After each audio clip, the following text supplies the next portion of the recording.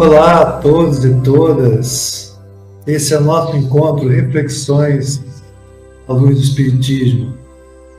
Estamos aqui mais uma vez para conversar a respeito de temas interessantes, que nos trazem aprendizado. Hoje nós vamos estar falando sobre um pouco da constelação familiar e vamos falar das leis da ajuda. O que quer dizer essas leis da ajuda? Nós que estamos nesse aprendizado também de voluntariado, aqui pelo MAP, Movimento de Amor ao Próximo, de tantas casas, seja religiosos ou não, estamos nesse propósito de aprendizado.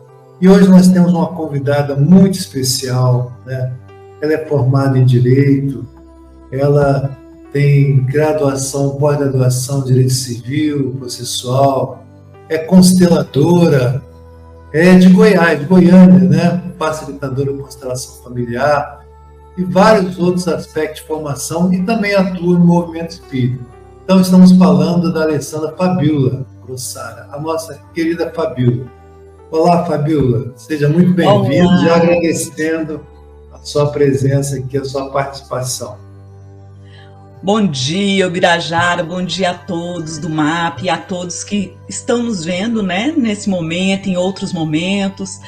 Muito feliz de estar aqui nesse encontro de hoje para falar de um assunto tão pertinente, a nós que sempre queremos ajudar e nem sempre buscamos as melhores maneiras de ajudar. Então, muito feliz de estar aqui com vocês nesse dia. Como você também atua no movimento espírita, a gente vai fazendo assim uns links também, conceito de constelação, para a gente entrar no nosso tópico principal, que são a ordem da ajuda, ou lei da ajuda, até para você explicar um pouquinho mais para a gente. Então, assim, começamos assim, o que é a constelação? Se fala às vezes de constelação sistêmica, constelação familiar, o que de fato é a constelação? Então, vamos lá, fazer breves considerações. Constelação ultimamente está até muito em voga, que está tendo um movimento contra as constelações, que inclusive muito válido, para fortalecer o movimento, para aumentar a seriedade das formações, porque a gente sabe que tudo que vai crescendo recebe ataques, e tudo é bem-vindo, porque nós sabemos que faz parte do humano terem pessoas mais comprometidas, mais dedicadas ao estudo, ao respeito ao outro, e aqueles que talvez estão no estágio de não tão comprometimento. Então, esses ataques atuais às constelações, eu os vejo como uma forma de crescimento e fortalecimento. Uma oportunidade, Oportunidade para revisar vários caminhos talvez não tão bons e melhorar, Essa ferramenta. Quem conhece o Bira, ele teve a oportunidade de ingressar nessa caminhada junto, Bira? E a gente percebe a diferença que isso faz na nossa vida, tanto pessoal, quanto na vida do voluntariado, na vida profissional. Esse olhar sistêmico, ele muda realmente a forma como percebemos as pessoas. Foram conhecimentos, eu não digo trazidos, mas compilados pelo alemão Bert Helling, que foi um padre, mas para além de padre, ele foi um terapeuta incrível e mergulhou em vários saberes. E isso agregou muito à visão sistêmica, porque não é uma visão. Muita gente que critica fala assim: só tem os livros de Bert, ele inventou isso, mas isso não é verdadeiro. Ele agregou vários conhecimentos, Como tudo na vida, eu acredito muito naquela concepção da teia de aranha, da colcha de retalhos. Nada é único, são pedacinhos que vão se juntando. E Bert fez isso de uma forma espetacular, muita sabedoria. Para nós que temos essa visão espírita, eu creio que ele canalizou, na verdade, tudo isso que já estava aí no universo para chegar até nós no momento certo. E ele nos diz, nos ensinamentos dele, de 3 leis básicas, que isso faz nós todos inseridos nisso, que é a lei do pertencimento, do equilíbrio e da hierarquia. Então, vou pedir o Celso para colocar os slides. Celso, esse primeiro slide. Por favor, Celso. Que aí é isso, Isso. Então, o que seria essa hierarquia? Os que vieram antes, eles são maiores, né? A constelação, ela fala muito, uma coisa assim que eu acho belíssimo, e que isso está na Bíblia, né? Está nas gerações de povos originários. Eu costumo brincar, Bira, que a constelação, ela nos devolve para o simples. Ah, sim. Eu acho que tem uma fala do Bert Hellinger, o essencial é simples, né? Exatamente, porque nós, enquanto humanidade, a gente foi caminhando e não sei em que momento que nós surtamos e a gente pegou caminhos mais complicados. E eu acho que o conceito que Bert traz, ele nos devolve para esse simples. Então, essa hierarquia, ela nos mostra muito esse respeito por aqueles que vieram antes, aqueles que quebraram as pedras para que nós estivéssemos aqui. Né? Então, honrar esses pais, sejam que os pais, o que eles deram conta, os pais que eles são, mas a gente saber e ter a certeza que eles vieram antes de nós. Se não fosse por eles, nós não estaríamos aqui hoje nessa conversa. Não estaríamos aqui hoje nesse desafio da vida e nessa bênção que é a vida.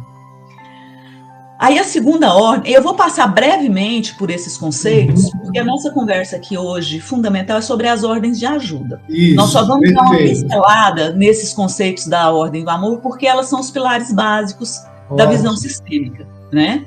Então a hierarquia seria isso, brevemente, o respeito àqueles que vieram antes e que eles são maiores do que nós. Nós somos pequenos. Não pequenos no sentido de sermos insignificantes, mas eles são maiores, porque através deles a vida chegou até nós. Então essa hierarquia, ela há que ser respeitada. O segundo, o direito ao pertencimento. Esse é muito importante e a gente infringe demais essa ordem. Todos pertencem ao nosso sistema. Aqueles que a gente considera bom e aquele que a gente considera não tão bom, né? Nós percebemos que em muitas famílias tem os excluídos, né?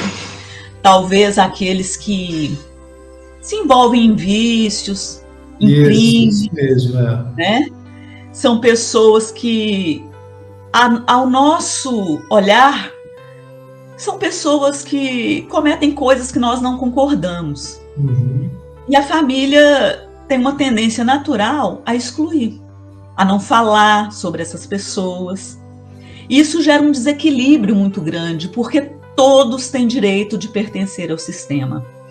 Nessa ordem, uma coisa muito importante de ser lembrada, os abortados também têm direito a pertencer.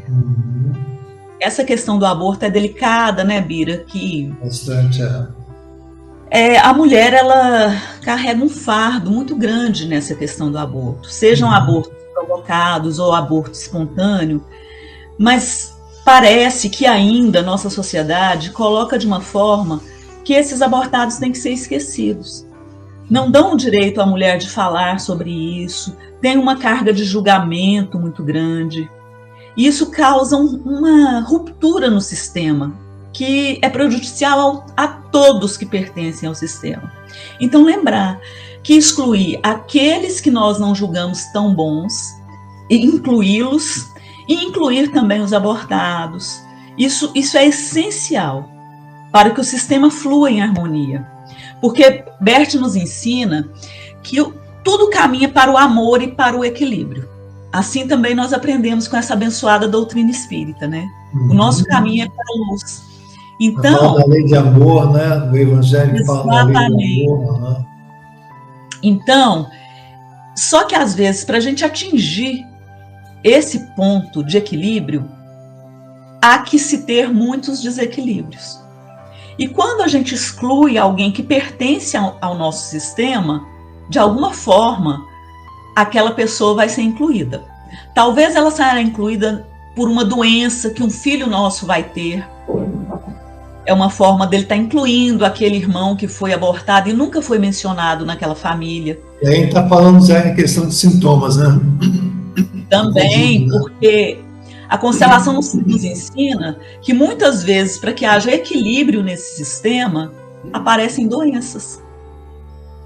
Que ao primeiro olhar, a gente pensa que aquela doença é a pior coisa que poderia acontecer, só que ela é uma bênção de equilíbrio para aquele sistema. A terceira ordem aí... Antes de você chegar na terceira, sim, vamos dar aqui um acolhimento para quem está chegando aqui pelo YouTube, pelo Face, pelo Instagram, aqui pelo MAP, nosso movimento de amor ao próximo. Estamos hoje conversando com a nossa querida Fabíola, consteladora, atuante também do movimento espírita, de Goiânia, né? Facilitadora, sistêmica. Estamos conversando hoje focando nas leis da ajuda. Inicialmente a gente está falando dos pontos, dos pilares, né, da constelação sistêmica. Então, continue aqui conosco, dê a sua contribuição, deixa aqui a tua fala, a tua indagação e a tua reflexão também.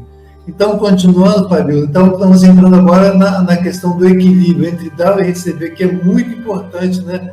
Principalmente falando que a gente vai entrar na lei da ajuda e do trabalho voluntariado também. Mas isso aí atinge, beneficia todos nós, seja no campo pessoal, familiar, profissional, né, filantrópico, né? Então, o que a gente poderia destacar do equilíbrio entre dar e receber? Isso mesmo, Bira, porque essas leis, elas regem todos os sistemas, né? Então, isso que o Bira falou. O que é muito bacana dessa visão sistêmica é isso, que ela se aplica em todos os lugares em que estamos, né? Tudo que a gente fala sobre porque a constelação ela ficou assim mais conhecida como constelação familiar, que é a principal área, né? Porque é o principal núcleo. A gente sabe que na família estão os maiores desafios, na família estão os maiores aprendizados, né? Mas essa visão sistêmica, ela se estende para o nosso trabalho profissional, onde a gente consegue pagar os nossos boletos, né? Mas isso também para aquele trabalho voluntariado, né? Aquele trabalho que a gente tenta levar um pouquinho do nosso incipiente amor para aqueles que ainda estão, talvez, em maiores dificuldades ou em dificuldades diferentes, né? Isso. Porque dificuldades todos nós temos. Então,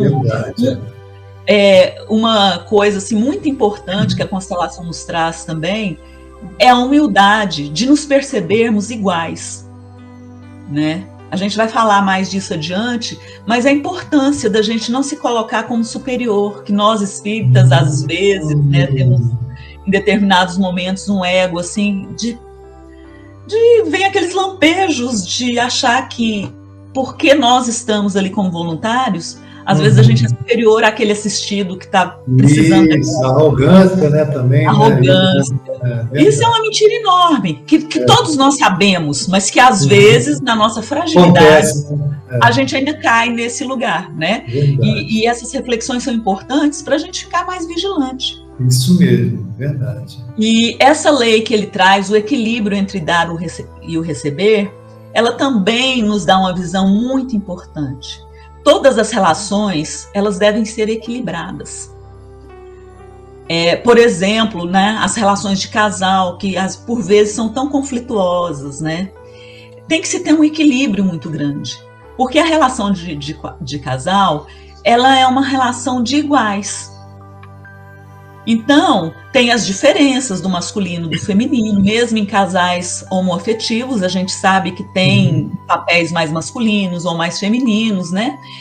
Só que tem que ser equilibrado. Não tem essa postura, eu sou maior que você, eu sou menor que você, eu mando, você obedece.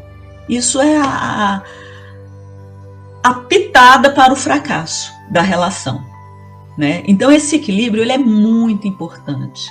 Eu dou um pouquinho hoje, você um pouquinho amanhã. Eu faço aqui um carinho, você me faz um carinho amanhã. Até nas situações desagradáveis. Se eu chego hoje e falo rispidamente com o meu companheiro, é como se eu estivesse dando direito a ele, de em outro momento, ele também ter uma atitude não muito agradável comigo. E eu olhar para isso e perceber, opa, isso aqui está equilibrando aquele dia que eu fui grosseira com ele. Ou que ele foi grosseiro comigo. Então, esse equilíbrio é para o bom e para o ruim. É claro que aqui nós, como seres, com esse já discernimento que queremos nos melhorar a cada dia, a gente vai levar esse equilíbrio para um lugar de coisas boas. Mas também termos esse discernimento que aquilo de não tão bom também deve ser equilibrado. Nessa lei, há que se fazer um destaque para a relação entre os pais e filhos. Essas relações, elas são diferentes, porque nós recebemos dos nossos pais a vida. E isso aí é muito difícil de nós podermos compensar, porque ninguém pode nos dar a vida a não ser nossos pais. Sim. Então, Bert nos ensina, Bira, e essa é uma sacada incrível, dentre muitas, né? Qual é a forma de nós chegarmos perto do equilíbrio com essa vida que nós recebemos? Sermos felizes. Fazermos da nossa vida o melhor possível. Tentarmos ser a melhor pessoa que nós podemos ser em cada momento aqui, com a comunidade espírita, que é reencarnacionista, né? Em cada momento reencarnatório, dentro das nossas possibilidades, nós conseguimos ser a melhor pessoa possível. Dessa forma, nós estaríamos atingindo esse equilíbrio possível com essa vida que nós recebemos dos nossos pais. Mas, nessa relação com os pais, nós sempre somos menores e eles maiores. Muito bom você destacar isso, porque tem situações, né, que nós sabemos, né, inclusive situações recentes profissionais, não, como que a filha vai ser grata e reconhecer aquele tipo de pai que cometeu uma série de desativos, né? E você trouxe já na primeira fala, assim, não, ele foi o intermediário da vida, então só por isso nós temos 50%, né, de pai e de mãe, aí um movimento de reconhecimento e de gratidão pela vida, né? E nessa lógica, e já trazendo a lógica da reencarnação, a gente sabe, né, que os laços de família, né, um dia tudo isso vai ser recomposto através das novas experiências, etc. Né? Então é isso. Você que está chegando aqui, nós estamos agora com a Fabíola, conversando sobre a constelação sistêmica, constelação familiar, constelação que tem tanto benefício no campo da justiça também, não só da família, do meio corporativo. E nós vamos explorar, podemos entrar agora, Fabíola, nas leis da ajuda, que nós já estamos, o tempo passa rápido, já estamos com a metade do tempo do nosso primeiro bloco. Podemos entrar na lei da ajuda ou você quer complementar mais alguma coisa a respeito desse primeiro slide? Não, eu acho que tá bom, né? Esse assunto é muito amplo, é um assunto para a vida, mas eu acho que foi uma pincelada geral para deixar aqueles que estão nos assistindo curiosos, né? Isso, a se aprofundarem nesses temas. Com certeza. Mas vamos lá agora falar sobre as ordens da ajuda. Antes de começar a falar especificamente sobre, eu quero contar uma historinha, né? Que através de histórias eu acho que a nossa memória ela fixa mais. É uma história conhecidíssima que eu acho que a maioria de nós aqui já conhecemos, da borboleta lá, né? Do profissional botânico super sábio, que ele viu um casulo e a borboleta tentando sair daquele casulo.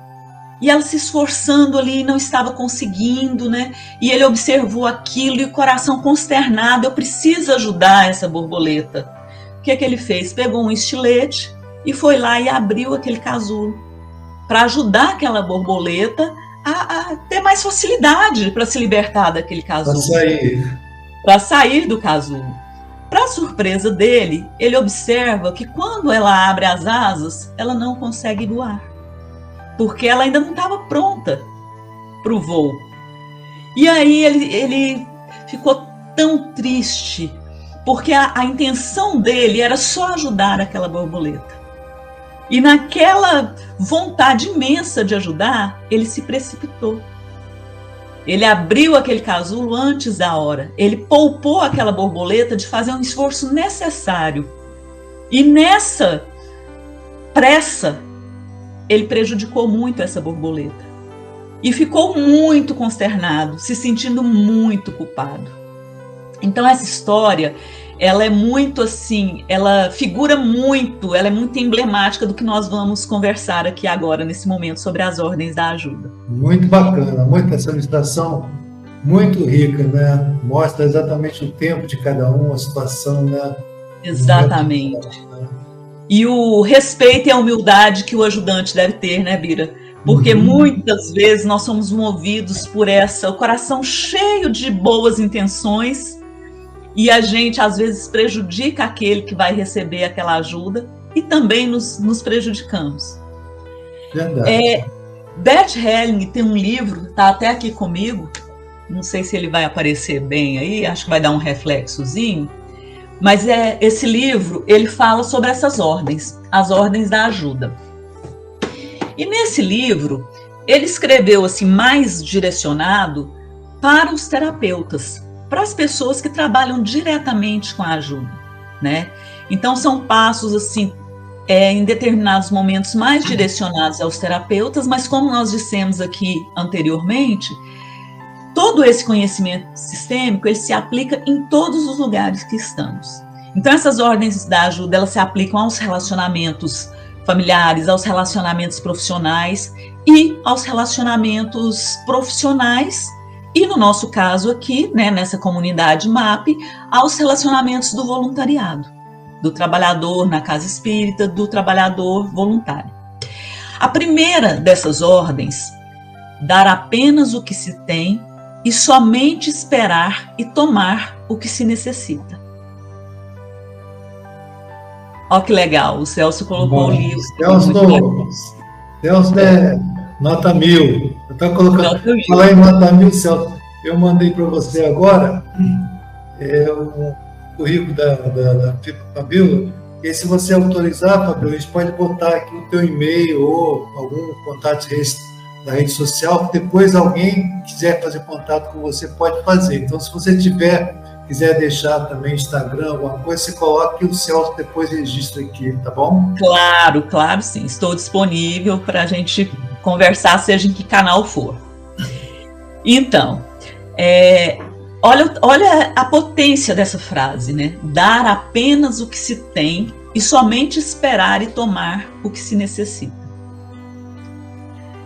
Nas constelações sistêmicas é usado muito esse verbo tomar, né? Que no início talvez a gente tenha um pouquinho de dificuldade, porque não é muito comum a gente usar esse tomar. Mas ele é de uma sabedoria muito grande, né? Porque tomar é ativo. Quando a gente fala receber, dá uma noção assim, de uma passividade maior. E quando você toma, é tomar aquilo com o coração mesmo. Aliás, tudo que nós estamos falando aqui hoje, há que se ter isso muito forte. Esses conhecimentos, eles devem ser muito deslocados aqui do cabeção e vir para o coração. Muito bacana. Não adianta, a gente sabe, né? Nós que já somos mais maduros, né, Bira, já estamos nessa caminhada aqui há algum tempo, a gente sabe que o conhecimento acadêmico, ele é muito importante. Só que ele é muito, às vezes, apartado do real. Do afeto, né? Do sentir, né? Exato, exato. E a gente se bloqueia muito na racionalidade, né? A gente fica racionalizando, querendo saber vários teóricos, e esquece de sentir isso no coração e de levar esse sentimento àquelas pessoas que a gente está ali para ajudar e para receber ajuda. Porque tudo é troca, né? Então, a primeira ordem é essa, a gente não querer dar mais do que o que a gente tem, né? Porque, às vezes, a gente tem essa arrogância, como eu disse aqui, em momentos de vulnerabilidade, a gente achar que, como a gente está ali numa postura de voluntário na casa espírita, a gente é melhor que aquele que vai receber. Então, achar que a gente... por exemplo, né, nessa comunidade espírita, eu não sei o MAP, mas às vezes trabalha com comunidades carentes. Sim, o MAP trabalha com comunidades carentes, né? Assistencial, né? Isso, com muitos trabalhos assistenciais. Exatamente. Olha só que bacana. Então, às vezes, a gente nesse lugar, você tem uma profissão mais bem remunerada, você tem uma condição educacional melhor, e aí você quer dar para aquela pessoa como se fosse a sua visão de mundo ali. Isso. Né? Você acha melhor, né? Você se acha melhor, porque você tem uma casa mais limpa, você tem noções melhores de higiene, né? Então, a gente sempre observar isso. vou dar apenas o que eu tenho aqui, mas o que eu tenho no meu coração, o que eu tenho de melhor. É claro, levar essas noções de educação, de higiene, a gente sabe que isso é fundamental numa comunidade que não tem acesso a isso. Mas se colocar no lugar de humildade e respeitar o sistema daquela família que está ali para receber aquela ajuda. Porque às vezes para ele é bem diferente. Então, ele vai tomar apenas aquilo que ele necessita. Quantas vezes a gente está ali ensinando, passa as nossas manhãs de sábado, de domingo com aquela comunidade, só que ele leva talvez um pouquinho só daquilo que a gente deu, mas ele tomou só aquilo que ele precisava naquele momento. Então a gente tem isso em mente. Eu estou dando o que eu tenho e ele está tomando o que ele necessita. Não vamos extrapolar isso, porque quando a gente extrapola, cai nas desordens dessa ajuda. Que essas desordens, elas são querer dar o que não tem, querer tomar algo que não precisa, esperar e exigir de outra pessoa o que ela não pode dar, tirar a responsabilidade de uma pessoa sobre algo que só ela pode fazer. É muito importante pensar que a gente não pode tirar do outro a oportunidade dele crescer pelos próprios meios dele. Porque todas as crises são prenúncios de mudança, né? Crescimento, né? De crescimento. Então, às vezes, no momento que a gente está vivendo aquela crise, você quer um terapeuta ali que te dá uma... O Bira, né, como psicólogo maravilhoso que é, terapeuta e atende consultório. Quantos pacientes que chegam esperando uma mágica, né, Bira? Querendo que você dê um direcionamento do que ele tem que fazer. No atendimento fraterno também das casas espíritas, né? Também. Fabiola, nós estamos aqui com 5 minutinhos para terminar esse primeiro bloco, né? Tá bom, então vamos nos adiantar para a segunda ordem. Sim, pode ser, ou senão, eu acho assim, eu acho que a gente pode explorar mais um pouquinho e a gente entra no próximo encontro falando das outras ordens. Porque aqui o texto, né, que você traz aqui é muito significativo, né?